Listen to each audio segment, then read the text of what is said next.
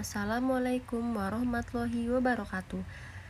Perkenalkan, nama saya Imna Sylvia, saya mahasiswi UBL NPM 18218003, mata kuliah Sosiologi Hukum. Dosen pengampu saya Pak Zainuddin Hasan SHMH. Baiklah, di sini saya ingin menjelaskan pengertian hak ulayat masyarakat adat. Hak ulayat diartikan hak penguasaan atas tanah masyarakat hukum adat. Hak ulayat merupakan hak penguasaan tanah yang diwariskan oleh nenek moyang yang memiliki nilai kelestarian, kesinambungan, dan kecintaan terhadap alam.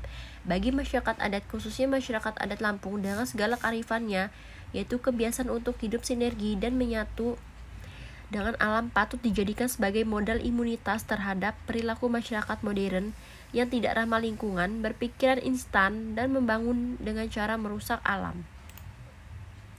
Undang-Undang Pokok Agraria tidak memberikan penjelasan tentang hak ulayat itu, kecuali menyebutkan bahwa yang dimaksud hak ulayat adalah Beheerschap dalam Kepustakaan Hukum Adat. Hak ulayat sebagai istilah yuridis adalah hak yang melekat sebagai kompetensi khas pada masyarakat hukum adat, berupa wewenang atau kekuasaan mengurus dan mengatur tanah seisinya dengan daya laku ke dalam maupun keluar.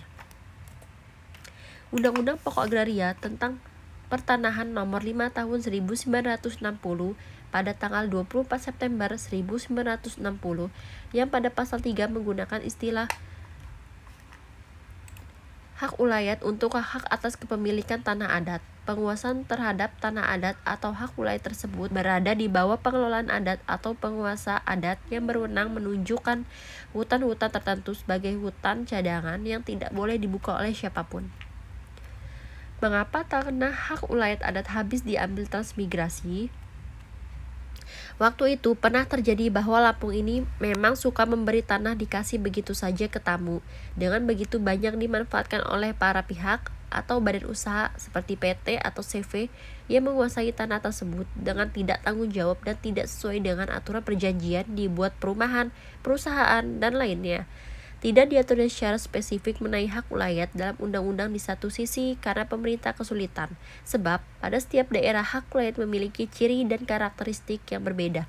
Di sisi lainnya akan dapat makin membuat ketidakpastian hukum sehingga menimbulkan bibit-bibit konflik pertanahan di beberapa daerah.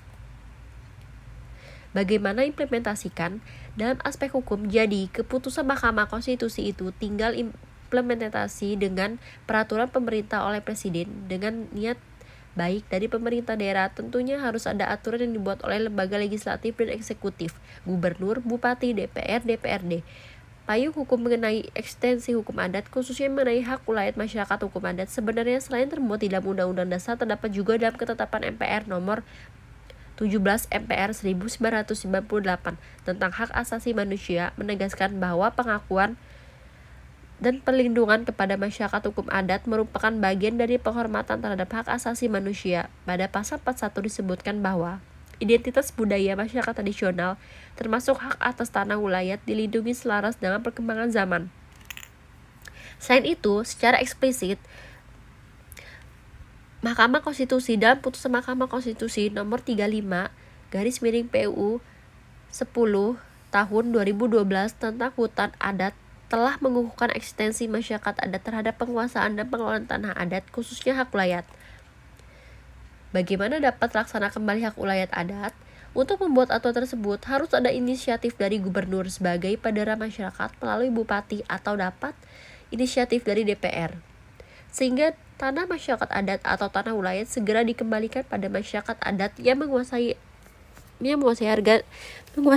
agar tidak terjadi kecemburuan sosial terhadap badan usaha, PT atau CV yang menguasainya.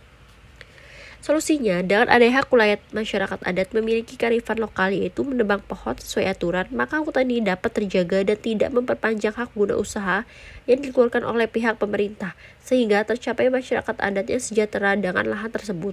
Pemerintah, khususnya pemerintah daerah, wajib dalam memberikan peran-peran para peneliti, akademisi, dan tokoh adat dalam proses pelaksanaan pembangunan agar nilai-nilai luhur berupa kearifan lokal yang terkandung di dalam masyarakat adat dapat tetap dilestarikan, dijaga, serta diimplementasikan dalam kehidupan bangsa dan bernegara.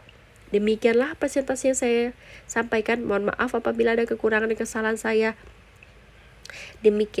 Saya akhiri dengan wabillahi taufiq wal hidayah. Wassalamualaikum warahmatullahi wabarakatuh.